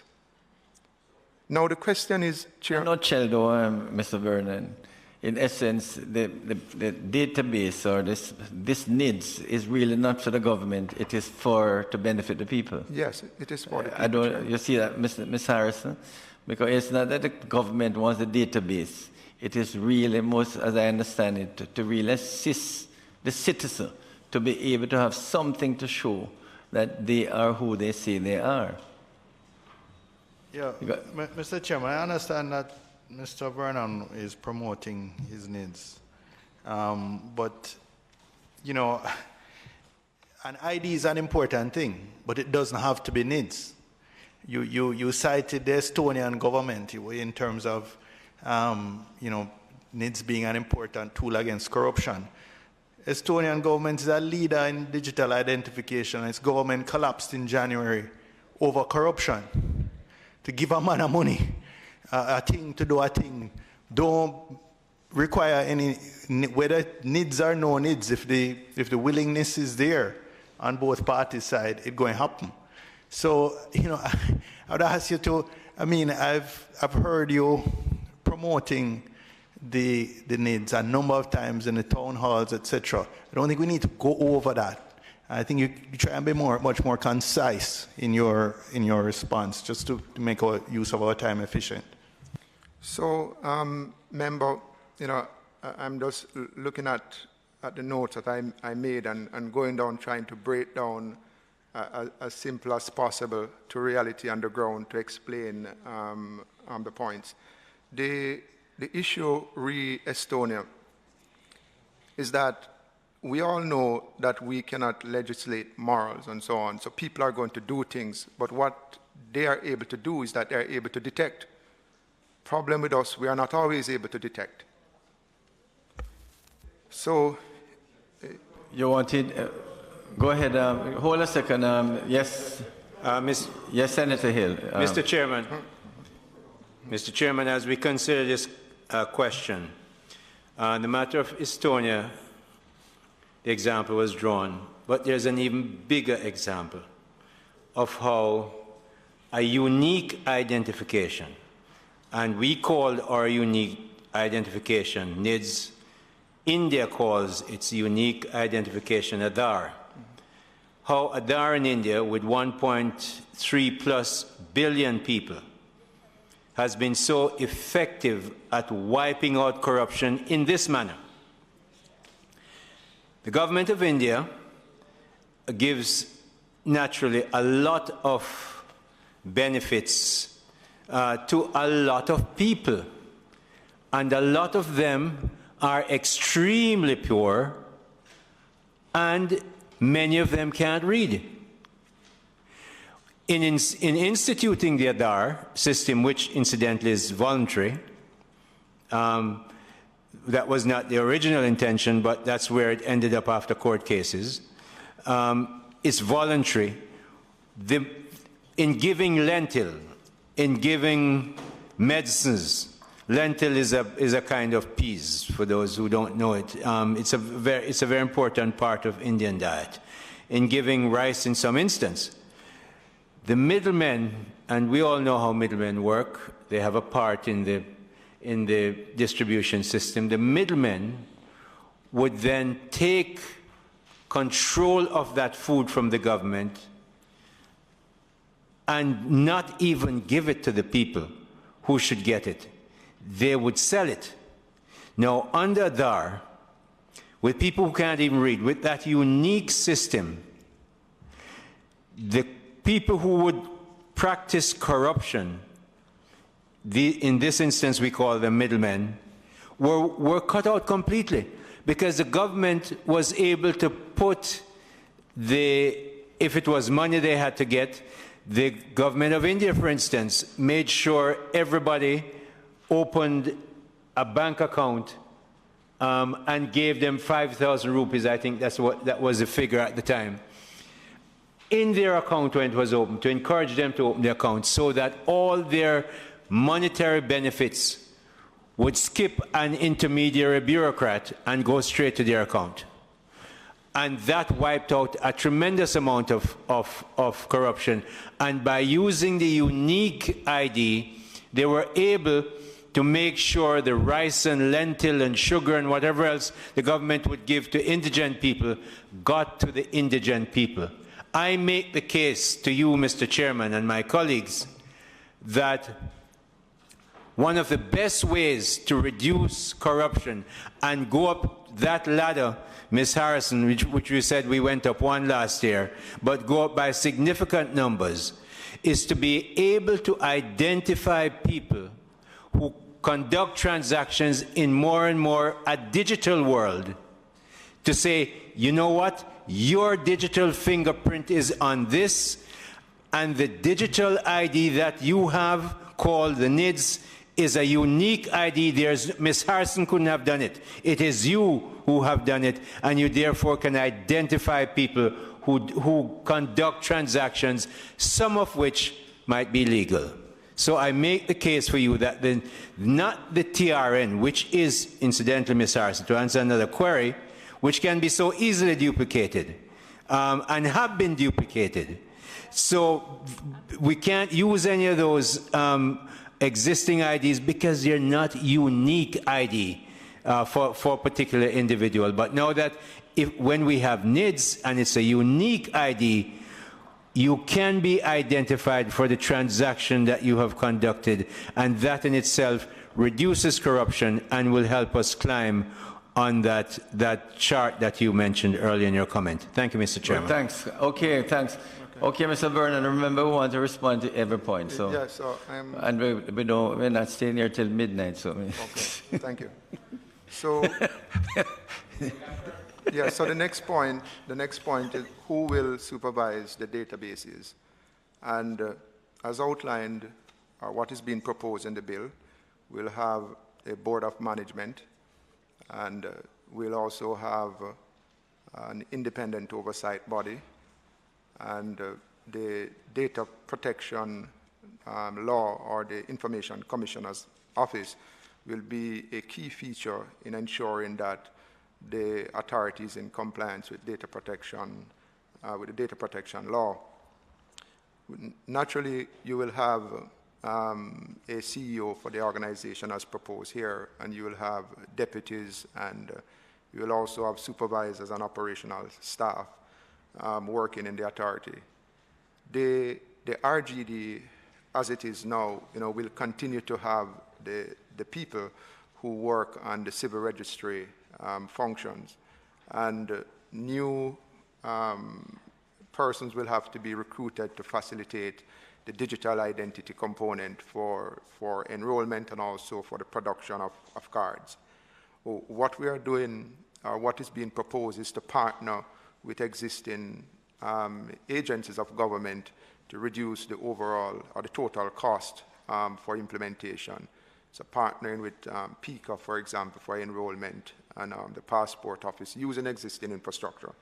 So that is what is in place, what is being proposed in terms of staffing.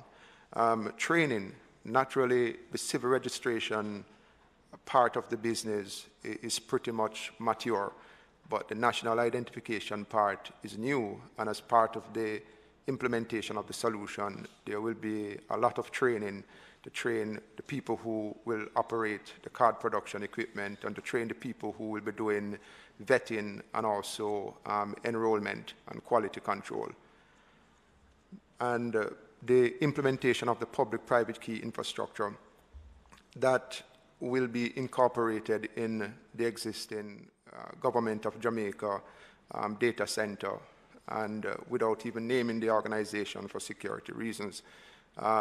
They do have security personnel there, and the government intends to strengthen that, because the public-private key infrastructure is a very important part of the layer for security moving forward. Now, on the issue of partnership or outsourcing, it is very difficult for you to really survive running any organization if you're not going to have some form of partnership, whether the partnership is going to be with existing government entities or outside of government. And even with implementing the system now, you realize that we really have to implement the system with partnerships with external suppliers, because the government of Jamaica is not developing biometric solutions and not making the devices and the printers, etc.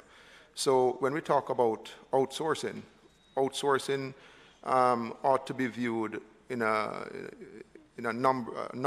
of a number of levels. You're talking about the provision of software, equipment, and there's also partnerships when we talk about outsourcing, where if you partner with a PICA, as Mr. Bunting would have mentioned earlier, for enrollment, that is a form of outsourcing, government-to-government partnership to reduce the overall cost. If you partner with passport instead of building new enrollment sites, all of those are in fact partnerships and would have to be facilitated by the legislation. The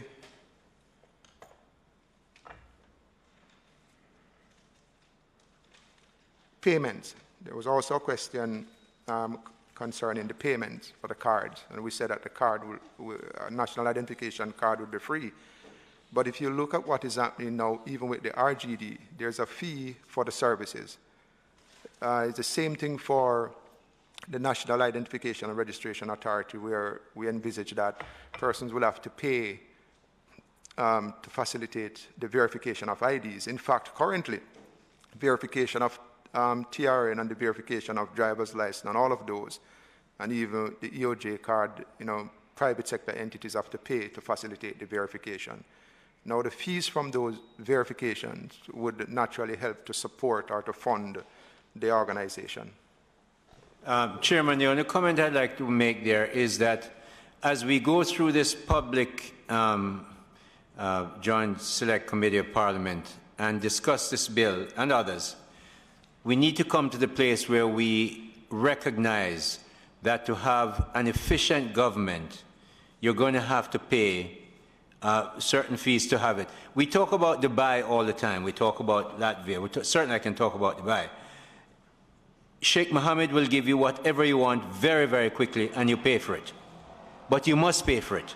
You cannot, because it doesn't arrive from heaven, whether you are a Muslim or a Christian or something else. It has to be done by an entity, very often expensive IT and energy has to be created in Dubai. Energy is not so expensive. Here it is. So we need to get to the idea that as we move to a more efficient government, we pay reasonable fees for what we want when we want it. You don't pay if you don't take it. But if you're going to take it, there has to be a fee for it. And we need to develop that understanding so we can move quickly ahead.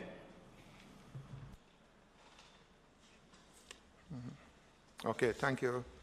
And just an additional point, and then I'm going to allow my colleagues to also continue the conversation. So there's really no fee for the card itself, but naturally you would agree that if you receive a free card and you lose it, then you would have to pay for the replacement of the card. Otherwise, you would have persons losing their card every day, and then the state would have to take up that cost.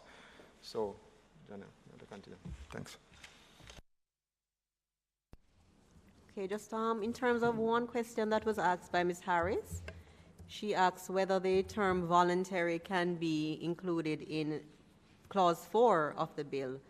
And the team had considered that, and we have no objection to inserting that word in Clause 4 as a consideration. Right, subject to the draftsman. But do you, it's a suggestion, and we should consider it. But in light of 10.2a, as Ms. Harris pointed out, is it really necessary? Huh? Huh? No, Chairman, I don't think it's necessary. But you see, Ms. Harrison, because what is being put there in 10.2a, as you pointed out, every applicant will be told it is voluntary. I suspect on the application form that will also indicate. Yes. So, I'm just wondering. Yes, because upon enrollment, the authority shall inform the individual. That's right. That it is voluntary. And also, given the scheme of the legislation, you will infer that it's voluntary. Right. Chairman, there's another point that I would like to follow on, and I think she had made mention of the creation of rights.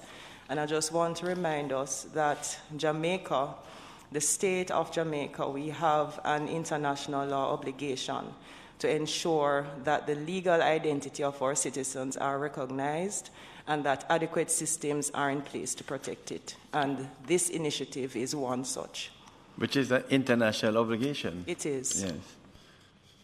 Good. Continue.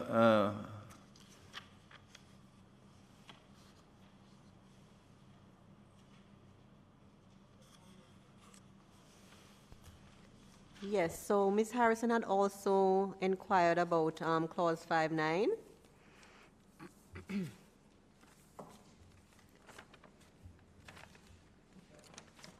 Right. Before you get to number 3, yes. Number 2, Mr. Vernon, could you? She has a very significant concern.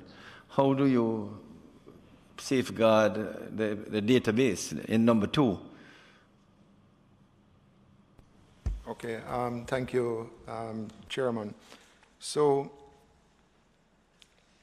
explaining the security of the system is really a huge exercise, but just to bring things into context. The security of the national identification system and the databases, naturally, you have to begin all the way at the oversight on the policy level. So you really need to have a strong board and strong independent oversight, and you also need to have, a strong legislation for data protection, and all of those are in place. But what Ms. Harrison, would be interested in specifically is what is it that we are doing operationally to ensure that the data is protected. And the first part is that, one, the sensitive information that is being proposed here will be protected by, one, not only by blockchain, but identity information will be encrypted. There will be separation of roles, and we heard a lot of discussions earlier when you talk about the board and the separation of roles, which is very, very important even within the organization. Every transaction performed by the employees will be logged, and those logged protected. No single person within the authority will be able to create an identity. And when we talk about separation of roles, persons will only be responsible for the specific areas in their job descriptions. We will also separate enrollment from vetting and quality control, meaning that, the enrollment people will not be the same people that are doing the vetting and the quality control and the production of the cards. At the enrollment sites, you won't have an the enrollment officers won't be allowed to enter identity information, or at least the breeder documents. For example, birth certificate information. They must pull that from the civil registry and use it. And that is very important because it will, prevent them from creating an identity or facilitating identity theft. Additionally, the birth record will now be secured using your biometric information to ensure that no one will be able to steal your identity. There will be a lot of, we will have acceptable use policies in place to govern the way how people access and use information. An important part of it is where once the identity information is verified or disclosed, the identity owner will be aware. Currently, we don't have anything like that in place. The entire national identification system solution will be protected by international standards. And those standards that we are benchmarking would be like the ISO standard, the COBIT 5, and the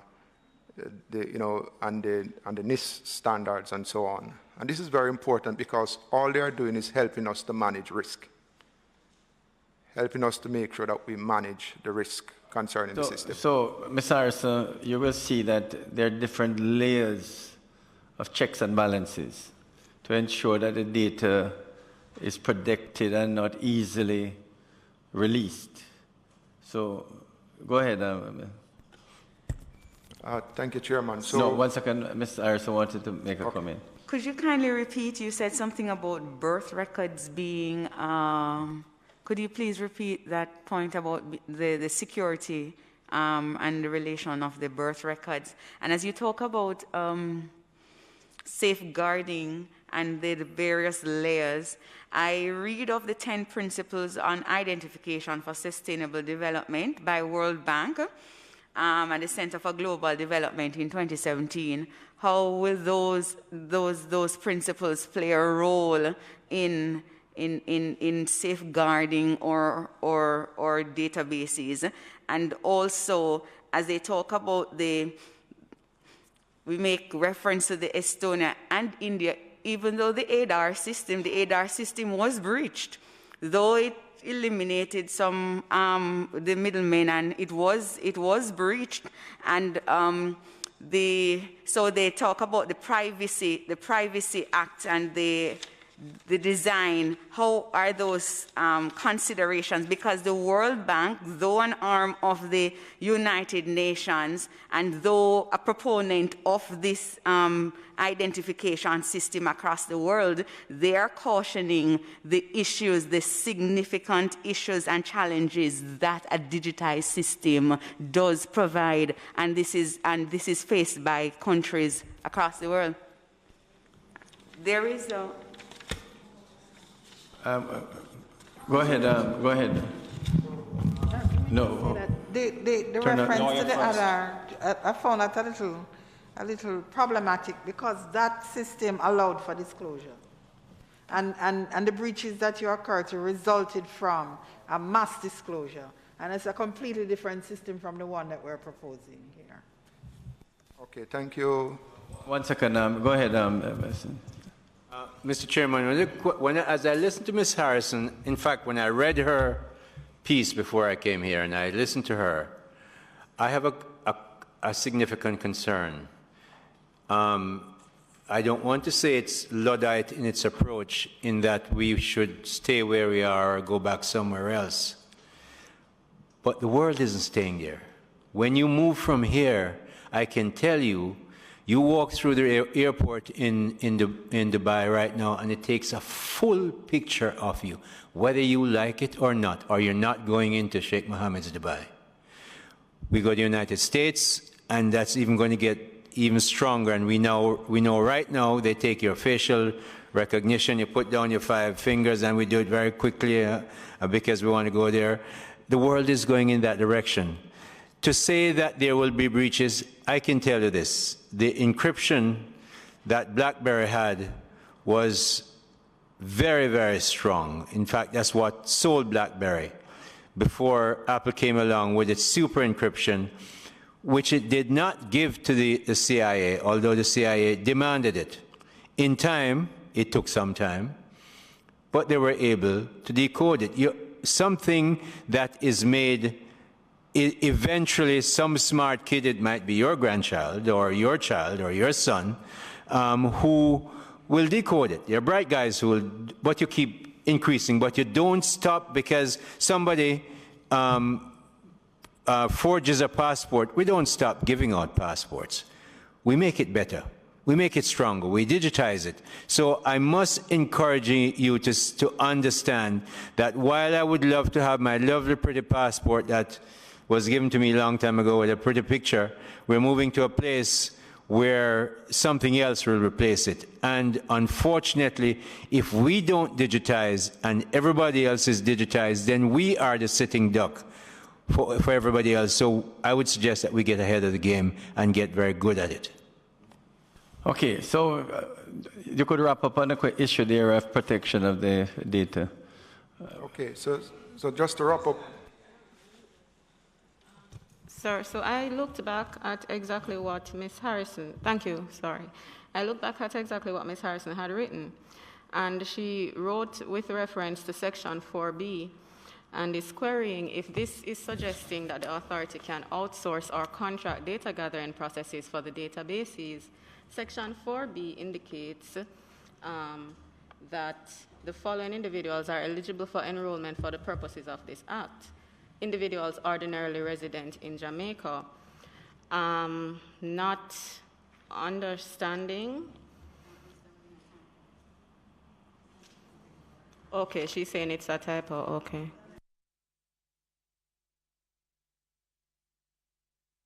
Thank you. So just to wrap up the conversation, really what is happening globally. And I think the first thing we need to note is that there is no absolute system in the entire world. And it's important for us to note that.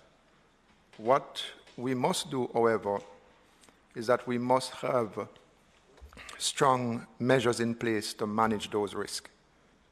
'Cause what we are doing is really managing risk. When you drive on the road and how you navigate, when you stop at the stoplight and you have the warnings, if you hear somebody blowing you from behind, are you going to slow down or are you going to continue?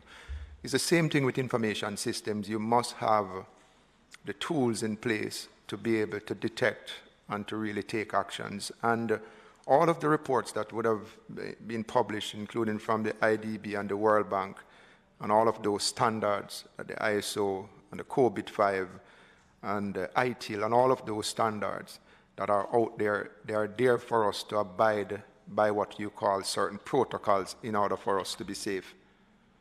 In fact, the systems that we have in government now, the people who manage those systems, are abiding by those standards to keep our data safe. When we talk about breaches, the majority of the data breaches are really not system side, it's really from human error. If you look at all of the breaches, including the ADAR system, is really human error. And I would have mentioned earlier a number of the controls. For example, the sensitive information that we are proposing to collect here, which is different from what is being collected now with the civil registry, because the civil registry already have basic information about you. It's really your facial image and your fingerprints. And in fact, we made it very clear that as part of managing risk, that data we're going to keep it offline. Means that it's not going to be connected to a public network. And that data will not be shared. So I just want to make those comments. Thanks, Mr. Byrne. Okay, Miss, could you continue with the 4?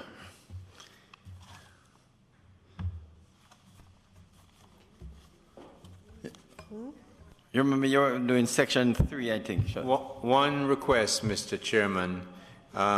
This spreadsheet and the presentation by PIOJ, I wonder if you'd be able to send it to us by soft copy so that we can use it in the PIOJ presentation and this response to the central banks. No, it's here. You have it. No, I have it. I'm asking for a soft copy. That's what I'm asking for. Okay? Thanks. All right, continue, Janet. Sorry. Yes, Chairman, we addressed all of her issues. Huh? Yes. Go ahead. Right, the ones that were, right, we addressed all of her issues. You sure? Yes, I just confirmed with Mrs. Harrison. Is that correct? He was saying about question number 4, and I'm saying we had a general discussion based on the presentation. Okay.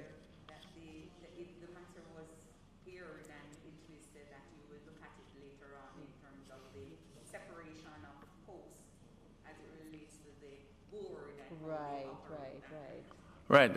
In other words, what we can say, Ms. Harrison, is that in 4, you have heard the discussion and in terms of the board. What is interesting, at the end of number 4, you pointed out about the National Inspectorate reporting directly to Parliament. It's something under consideration. Okay, and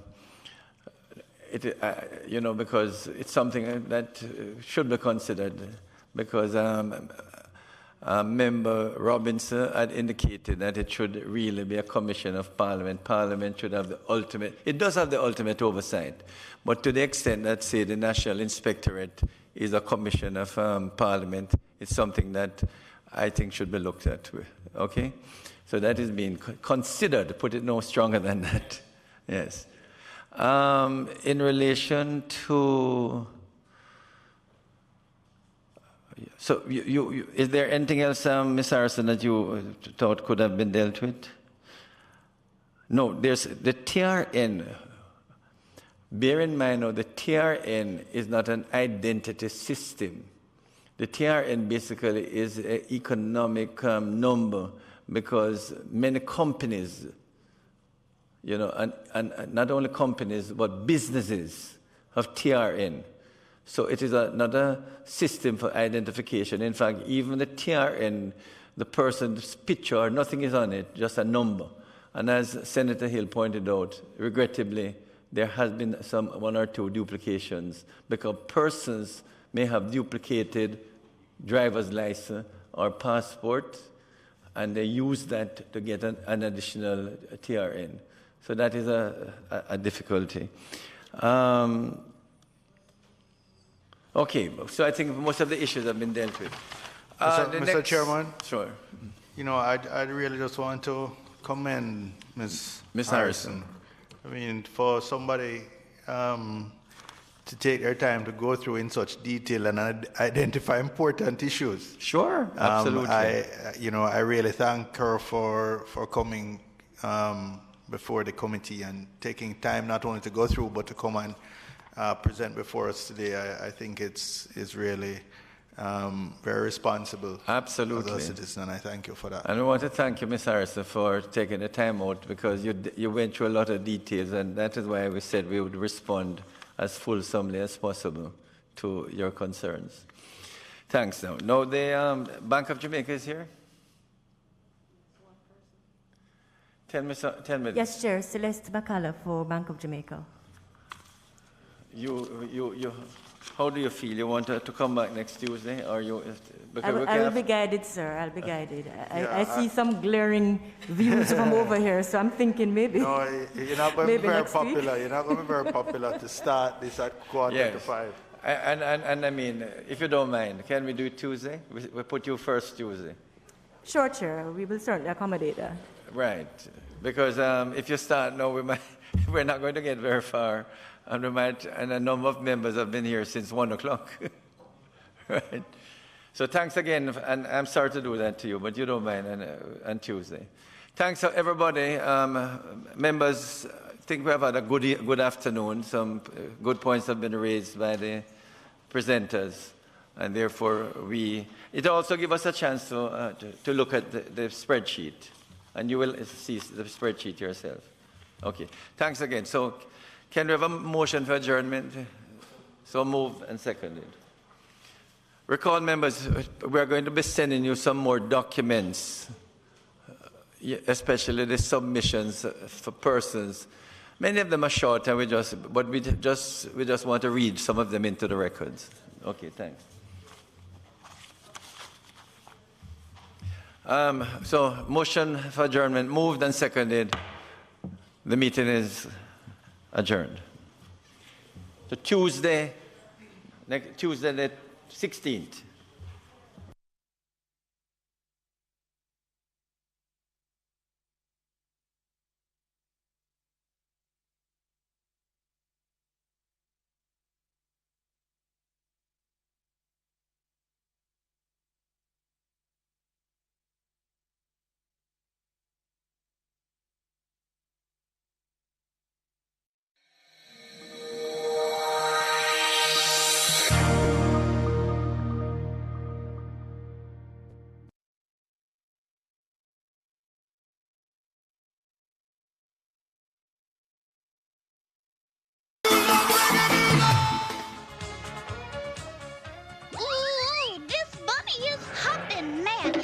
Kissy fur and all that trouble. And I'm not going to sit still for a minute. So